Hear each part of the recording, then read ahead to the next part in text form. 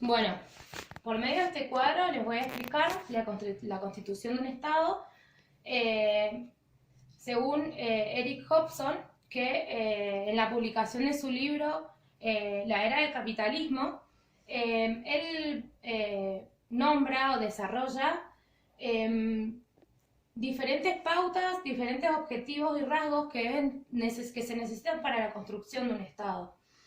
Y dice que se necesita tener en cuenta el sentimiento preexistente de cada región, a partir de ahí, bueno, necesita tener un dominio geográfico. Este dominio geográfico tiene que ver con la delimitación geográfica del sitio, del lugar. Tiene que ver con las fuerzas militares que se puedan imponer ante riesgos posibles.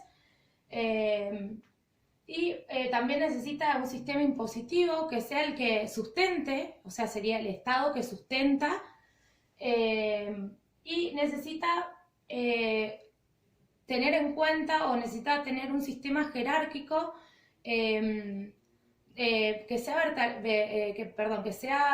vertical y que sea centralizado. Y todo esto, para lograr todo esto, es muy importante tener en cuenta o tener un buen sistema de comunicación nacional. Bueno, esta construcción del Estado también se puede lograr por dos vías. Por la vía de la violencia la violencia y sumisión. Violencia y sumisión. Y por el otro lado tenemos la asimilación y la voluntaria inserción a este sistema, ¿no? Bueno, la asimilación tiene como, se debe asimilar esta culturación de cada uno de los sistemas, de cada uno de las masas, para, bueno, poder tener en cuenta los rasgos políticos, culturales, ¿sí? Y la educación. Bueno, estos periodos culturales y de educación tienen que estar institucionalmente organizados, y se realiza esta organización por medio de diferentes rasgos.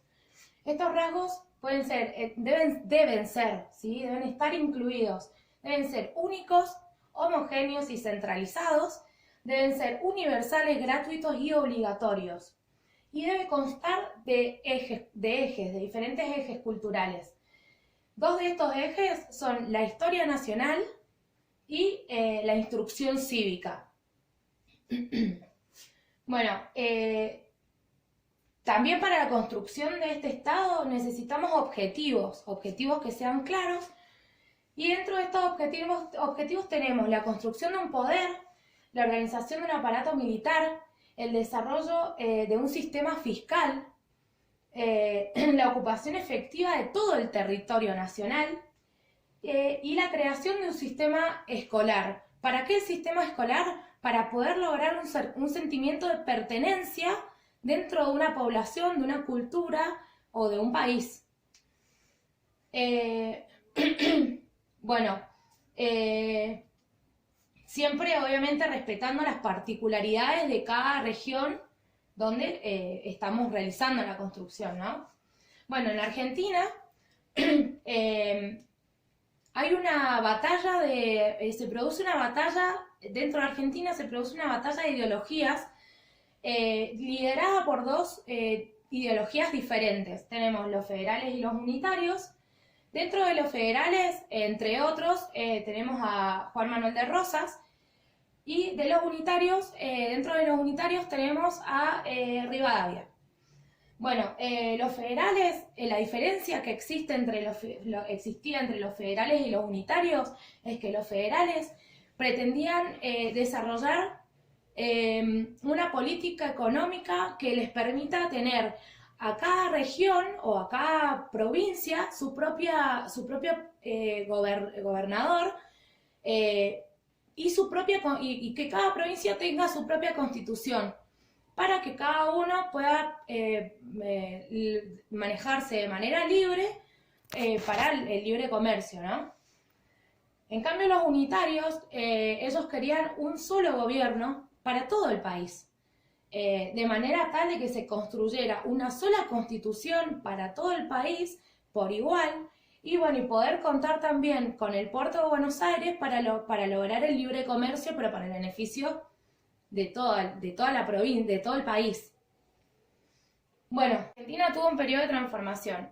Este periodo de transformación se dividió en 5 fases y comenzó en la década de 1880 y finalizó en la década de 1990.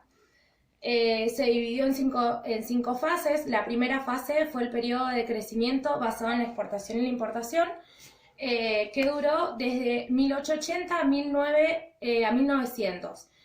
La segunda fase fue la expansión del crecimiento basado en la exportación y la importación, que fue desde el periodo, desde la década de 1990, de 1900 a 1930. La tercera fase es la industrialización en lugar de la exportación. Esta fase va desde la década de 1930 a 1960. Esta es la fase que vamos a desarrollar, que bueno, en su desarrollo económico hay una caída de la economía europea y de Estados Unidos.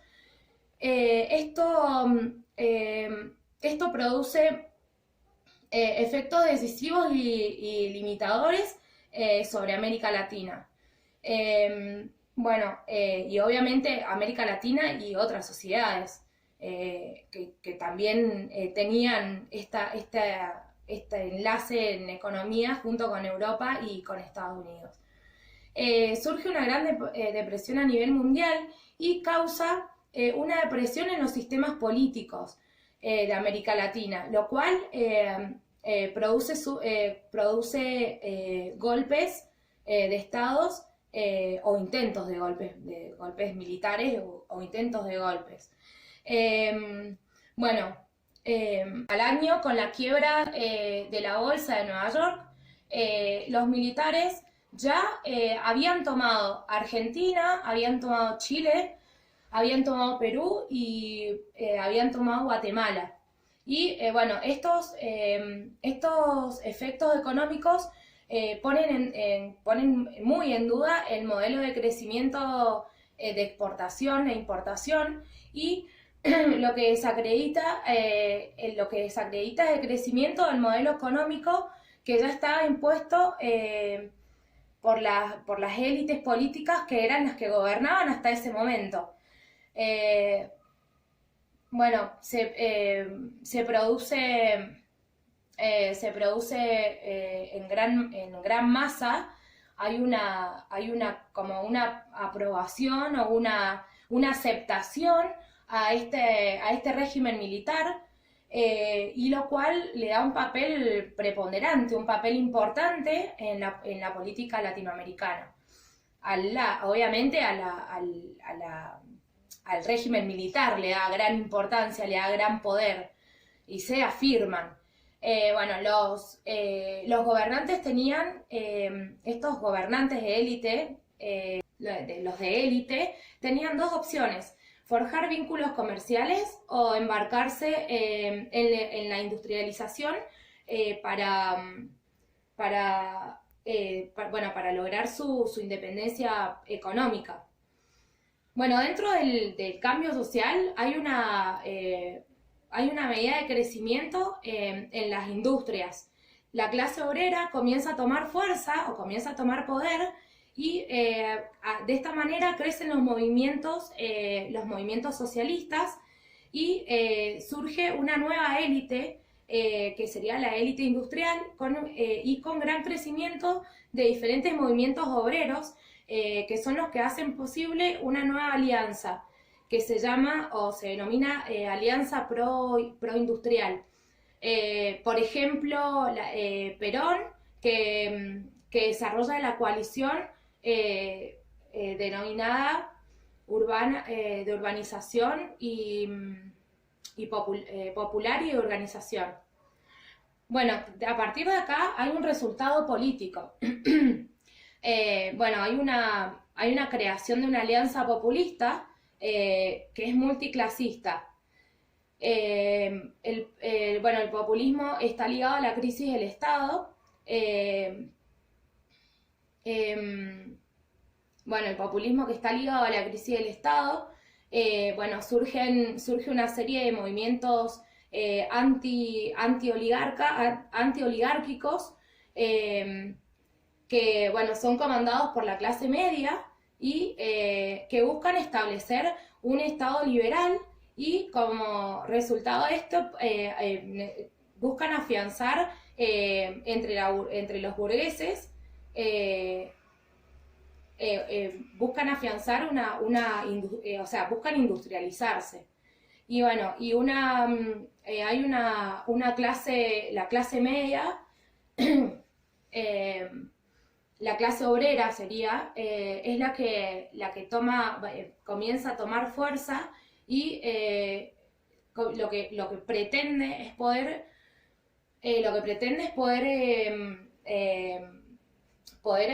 abastecerse, poder satisfacer sus propias necesidades, sus propias demandas.